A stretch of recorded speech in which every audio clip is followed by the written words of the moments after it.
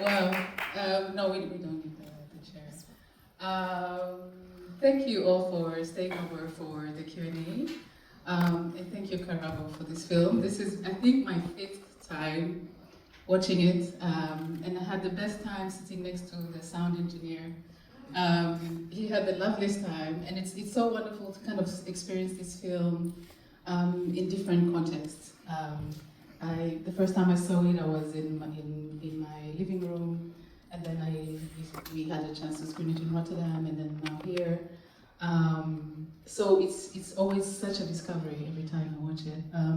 But maybe for the audience, if you can kind of situate the film for us, what was the beginning of this? What kind of got you in the mood of writing this, and what was the inspiration behind it?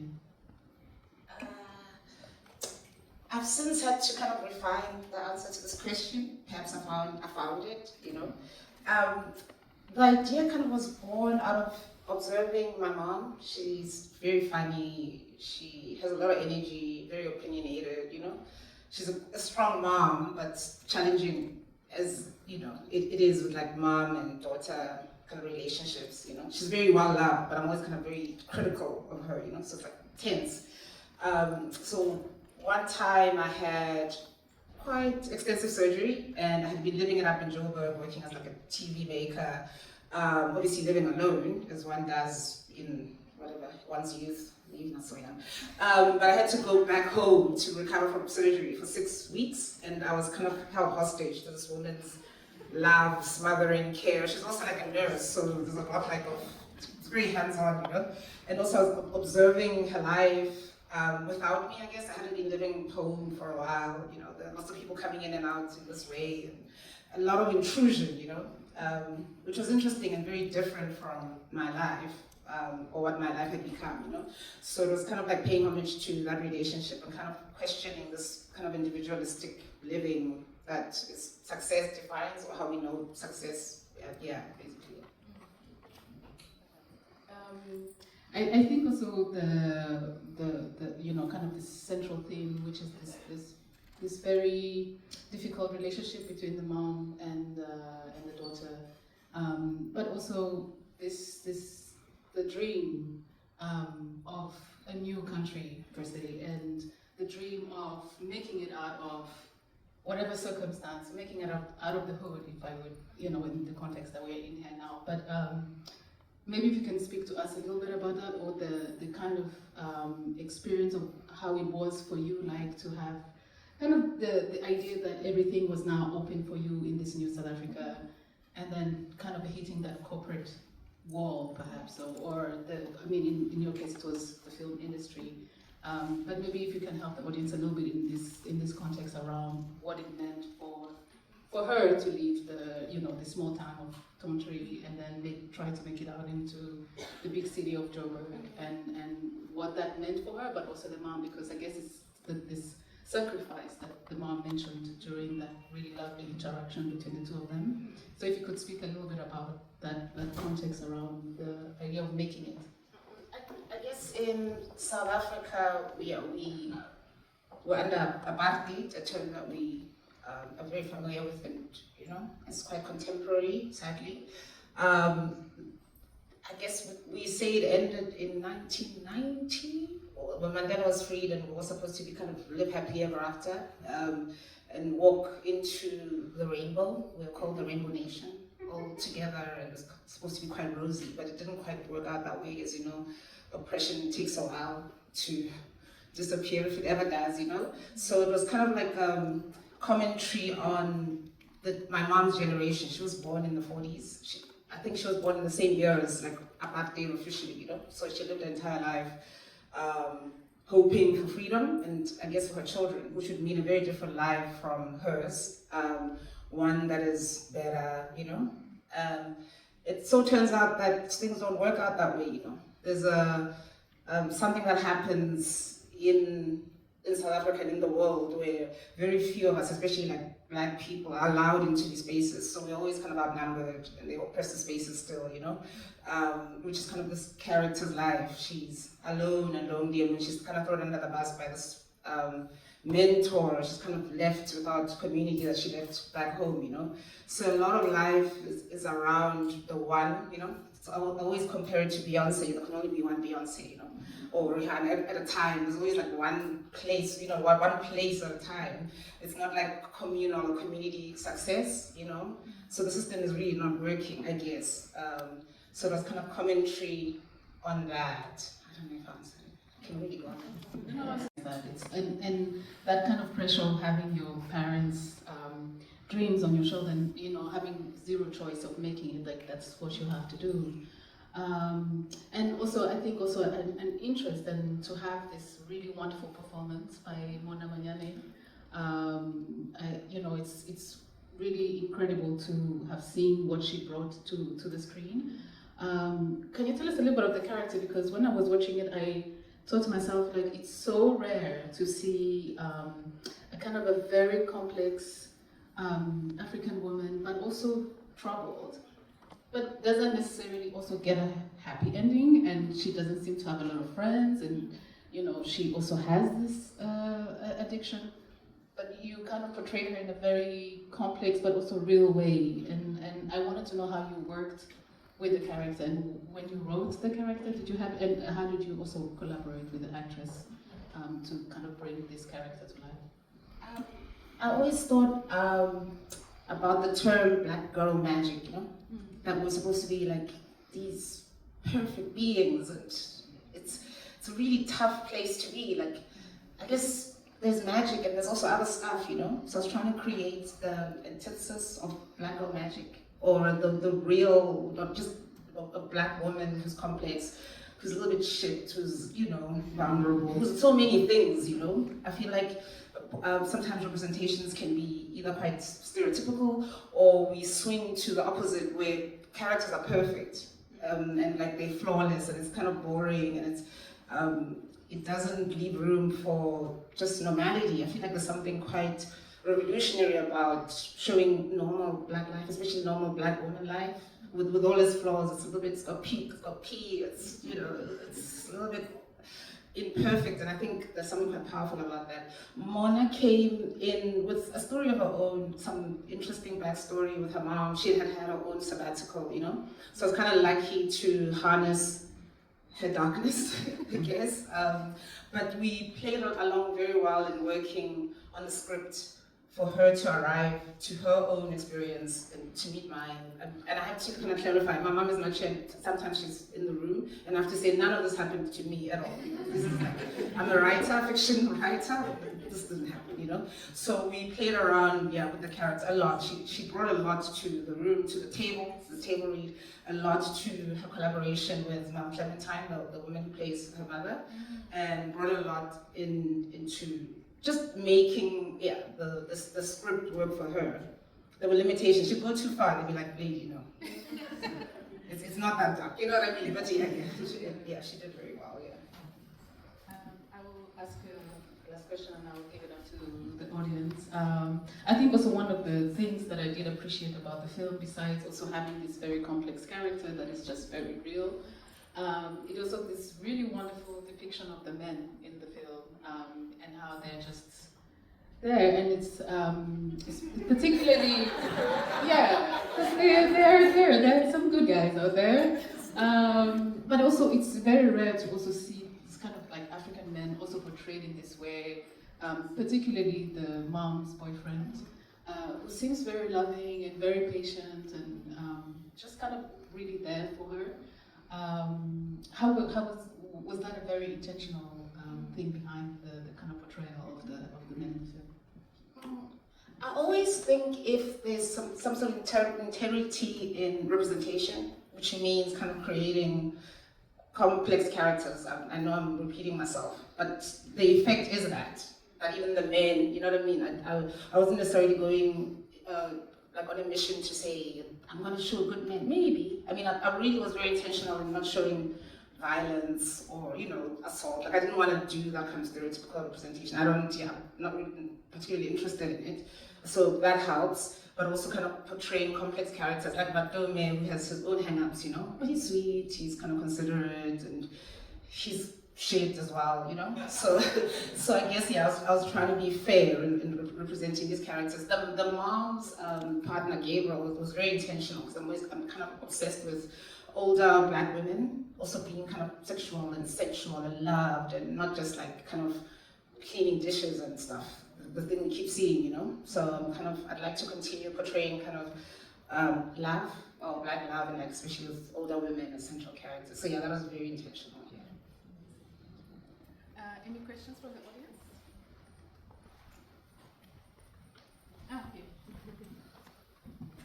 Okay. Yes, my question is, we're looking at this, this film. Okay, so when we look at the lady's corporate career and then find out, what she was up against, what similarities, well, just looking at the whole story, what similarities do you see between, the culture in South Africa and the United States of America? As a filmmaker, I'm always kind of, I feel like I'm doing stand-up. So cool. I've never done that. I'm always, they ask you, what are your cinematic references, And I'm always like, it's American, you know what I mean? Like I'm very heavily influenced by American television and film. It's not, and it's very mainstream stuff that we learn, like that we kind of grew up on. So a lot of it, if you look at the language of the films, it has a lot of that in it, but very much from my own perspective and my own very African voice, So I'm always I lead with that. I'm like, I grew up on, Superman, all the stuff, So it's all in there. To answer your question, there's a lot of influence. Like we are very influenced by American culture or in cultural imperialism. You know what I mean? It's everywhere. Like the hip hop, we make it as our own, whatever. But I guess in terms of the story of blackness, it's very similar, like all around the world as well, So you'll find similar patterns, perhaps. Yeah, I don't know if I'm answering that. As a black South African woman who has, quote unquote, made it out the hood, I just want to say thank you from the bottom of my heart for making this movie, because I saw so much of my own experience in Lesego, like just the relationship. It felt like I was watching a movie about a relationship with me and my mom. Both the positives and the negatives, but I think the piece that really touched me is the story about dislocation, where she doesn't fully belong in the world that she's returned to because she has lived outside of it for so long, but also doesn't fully exist and doesn't belong in this new world that she's created for herself. And it's just such a real experience that feels like my life. So thank you for that representation, for sort of making us exist in the world outside of our own heads. Thank you. Thank you. Thank you very much.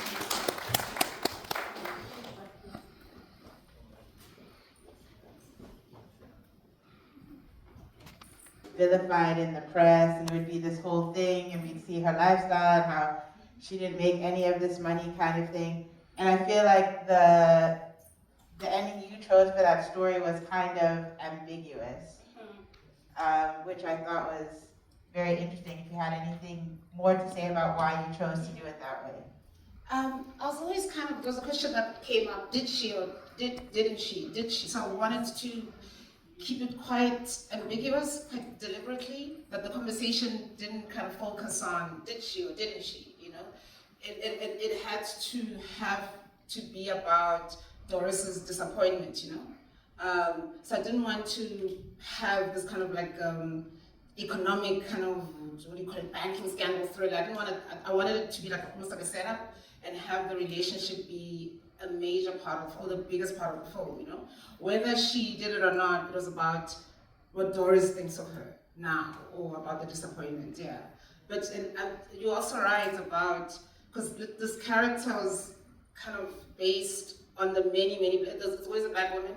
She's always thrown under the bus. She writes a book. She can never be hired by MTN, by APSA, so it was basically that kind of character, without kind of blowing the scandal out of proportion so that everybody's kind of talking about it. I wanted to have this little kind of community story. I feel like a lot of times we go too big, you know. But yeah, you're right. Yeah, same character.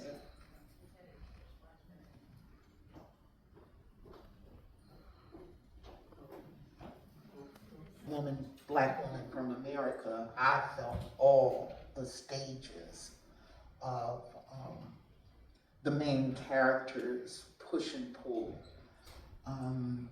So thank you for that. And just to let you know, as a Black woman in America, yes.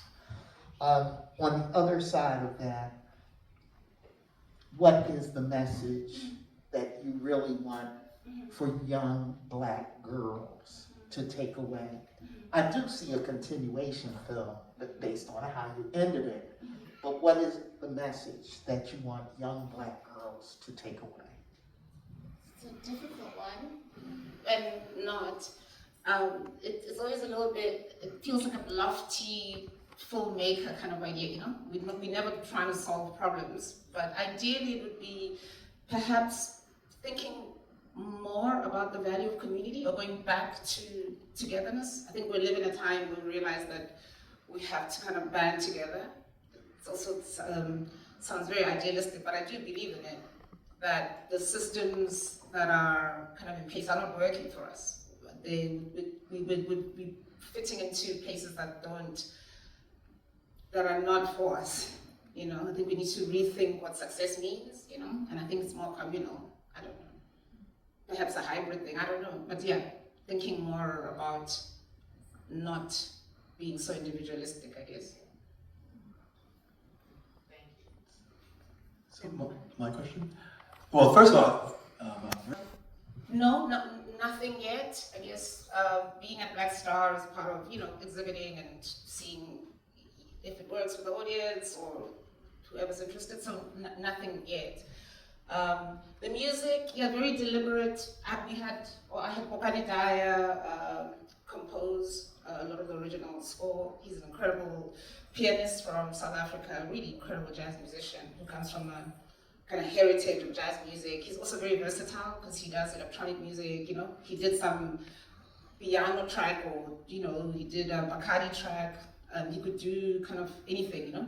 I was also kind of obsessed with the house music as kind of Lesego's sound, like almost like a homecoming. I kind of grew up on house music, and it's very big in South Africa, and as you know, we share that kind of musical heritage with America, London, you know. So I always thought it was kind of nostalgic. And then the jazz was also kind of the mom soundtrack, which is like this traditional South African jazz, you know, that Hugh Masekela type of vibe, you know. So yeah, a lot of it was very deliberate, but it was kind of split down the middle, mostly house and that kind of old school South African jazz, yeah. Last question. You don't have a mic? that were in English. Mm-hmm. We do speak like kind of like a hybrid. This film is in Spitori, which is Pretoria slang, but really it should be a language, although it changes a lot, but it's known as Spitori because we speak Pretoria slang, you know. It's very much like a Setswana based, like it's about 2 languages, you know. And then in that, because it's kind of street, there's always like kind of additions of English words or Afrikaans words. And I always wanted the subtitles to reflect that. Like if you're watching from another place, you can catch some English words, you know, so that you kind of follow. And then I always wanted this idea of English is spoken when you're at work, and then you have to speak it and when you're at home, you don't speak it, because your mom will kind of shit on you. You don't speak English to your mom, you know, unless you're being really like a know-it-all and you're telling people that, you know, pyramid schemes or crash or whatever. So it was always like, don't come here, and there's always the saying, I paid for this English, so don't come here and oppress, you know, use it to oppress me. This is the English I paid for. So yeah, it's a very political thing, this language thing, because English is supposed to be a status thing. That's what you go and get when you go to these private schools, and then you come back and use it against your people, you know. So yeah, exactly. Yeah. Thank you. Yeah, and maybe as a last question, this is a kind of there's a family or community around this film, and I know your brother is here and he's the producer. Kagiso, How was round of applause? Maybe as a final, just how it was working, with your family, and also maybe tell us a little bit about what you're working on, how people can support you, how they can find you online. Yes, you can ask for a job. Almost produced by Dibrente. Dibrente is owned by my brother Kagiso and his business and life partner Tamsin Anderson. They both produced the film. I've been working with them since I started working in some way or other, you know. We come from sketch comedy. We started with the Pure Monadi show. It was like a really iconic kind of SNL of South Africa. We were kind of making fun of Nelson Mandela and Russell Michelle. Like, we did really well. We had Late Night News with Lesego. That got us 2 international Emmy nominations, you know. There's David in the room. He's also a stand-up comedian. He works for the Daily Show. He doesn't want me to say this, I'm sure, but he's now made it. He left us in Africa. Now he's here in Europe. But those are the people that they do. So it's like a legacy of, it's a family, really. It's like almost 2 decades long. Dibrente has ventured into cinema. The people that they love cinema, good cinema. They had Catching Feelings, which did really well on Netflix, and Matwetwe, which also had a great festival run, really good film. So I enter this one part of this legacy, you know. So it works with Moteo, who shot this film. His mom and part of his family were here because she's here for whatever month. They just left. So it's like, big family vibes, you know. So we continue to do it to kind of work against the status quo, which sometimes is not as kind of indie voiced. So it's like a very good indie voice factory, Dibrente, you know. So yeah, what I'm working on, constantly writing my own stuff and writing for Dibrente development, you know. And I'm looking for a job. Maybe a little bit. Yes. So hire her and support her and find her on Instagram. And please tell your friends and family about this film, and hopefully it will be distributed in the US. And thank you all for being here. And see you soon. And hopefully you will have a film already here next year. I love you guys so much. Yeah, thank you so much.